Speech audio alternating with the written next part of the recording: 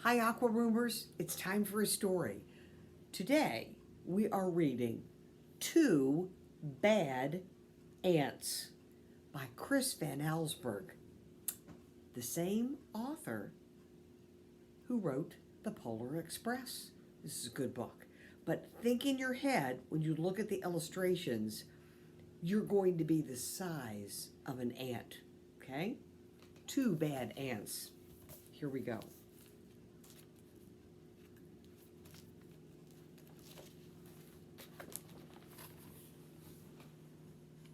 The news traveled swiftly through the tunnels of the ant world.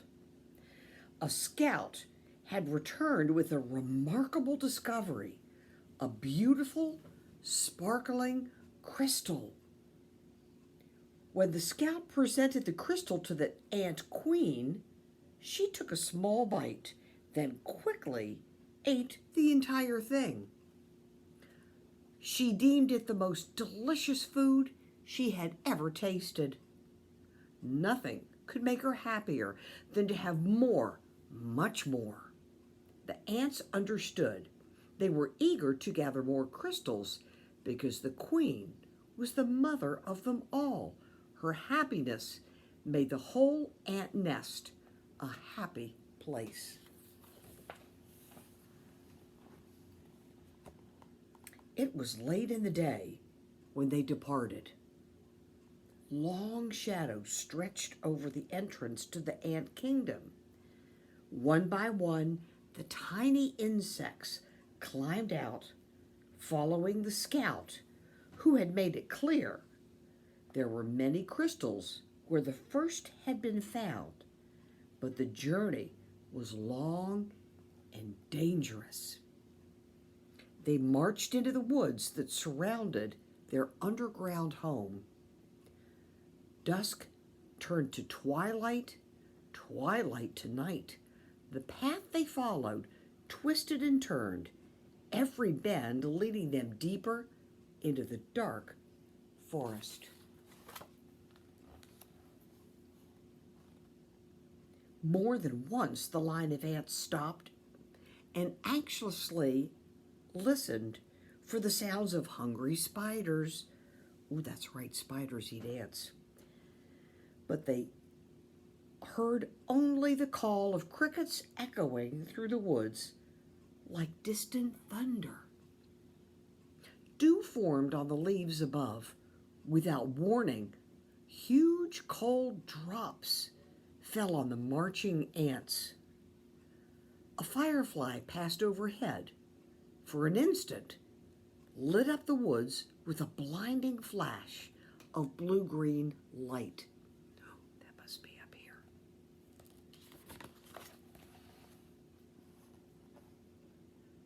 At the edge of the forest stood a mountain. The ants looked up and could not see its peak. It seemed to reach right to the heavens, but they did not stop.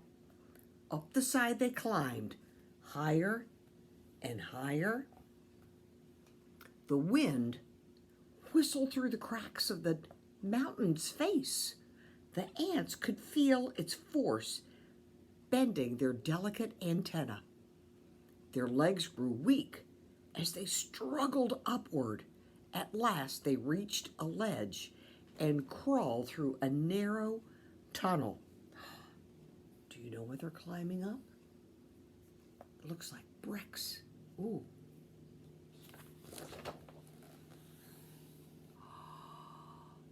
There they are.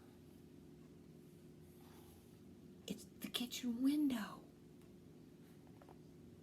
When the ants came out of the tunnel, they found themselves in a strange world.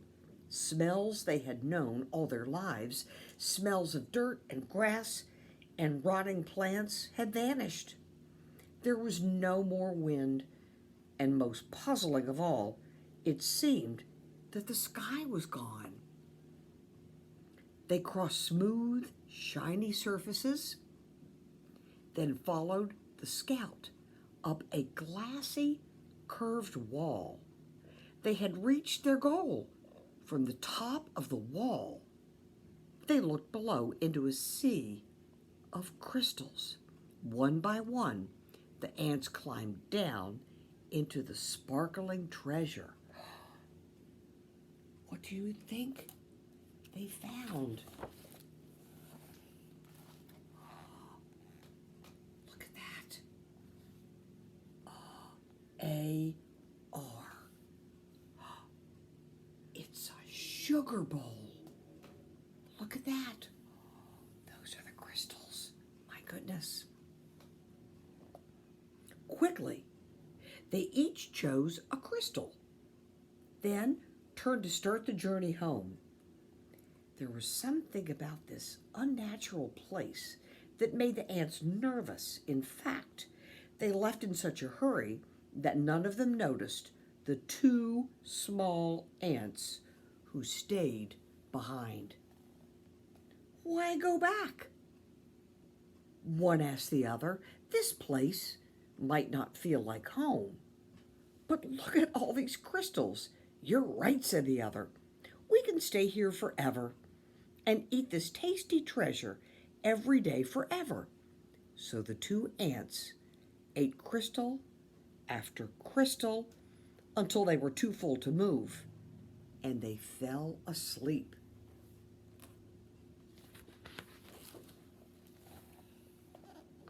Uh-oh. Daylight came. The sleeping ants were unaware of changes taking place in their newfound home. A giant silver scoop hovered above them. I think that's a spoon.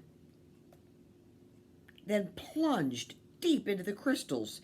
It shoveled up both the ants and crystals and carried them high into the air. The ants were wide awake when the scoop turned, dropping them from a frightening height. They tumbled through the space in a shower of crystals and fell into a boiling brown lake. And what do you suppose the boiling brown lake is? Could it be coffee? Then the giant scoop stirred violently back and forth. Crashing waves fell over the ants. They paddled hard to keep their tiny heads above the water, but the scoop kept spinning the hot brown liquid. Around and around it went, creating a whirlpool that sucked the ants deeper and deeper. They both held their breath and finally bobbed to the surface, and gasping for air and spitting mouthfuls of the terrible, bitter water.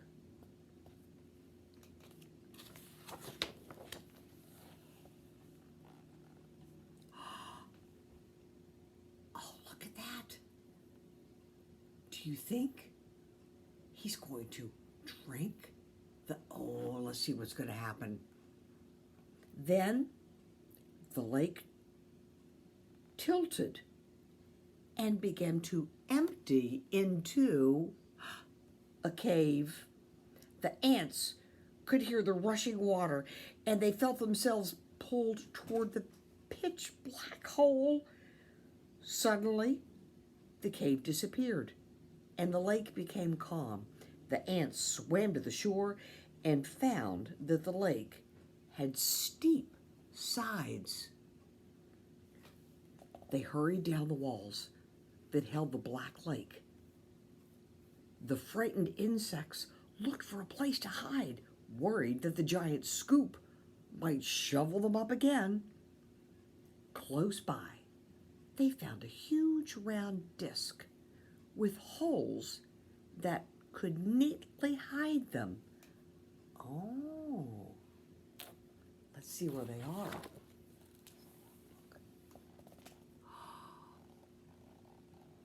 But as soon as they had climbed inside, their hiding place was lifted, tilted, and lowered into the dark space.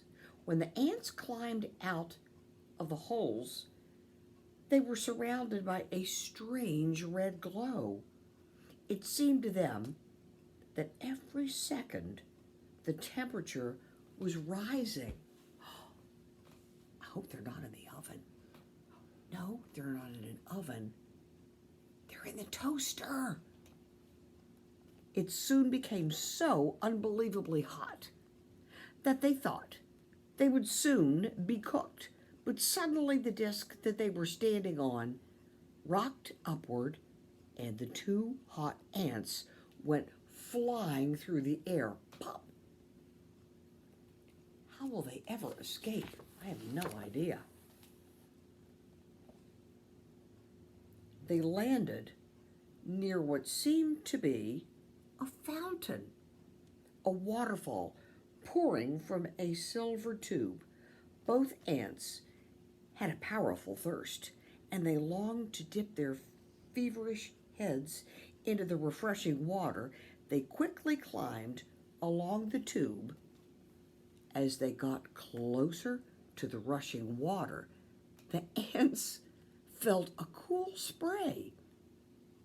They tightly gripped the shiny surface of the fountain, and slowly they leaned their heads into the falling stream.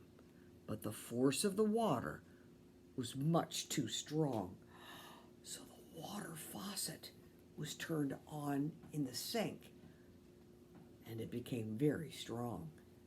What will they do?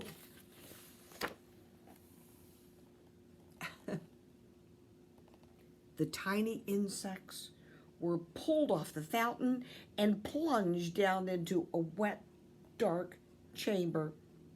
They landed on half-eaten fruit and other soggy things. Suddenly, the air was filled with loud, frightening sounds. The chamber began to spin. Oh. The ants were caught in a whirling storm of shredded food and stinging rain. Then, just as quickly as it had started, the noise and spinning stopped. Bruised and dizzy, the ants climbed out of the chamber. Oh, do you see where they are now? Oh, yeah. In daylight, once again, they raced through the puddles and up a smooth metal wall.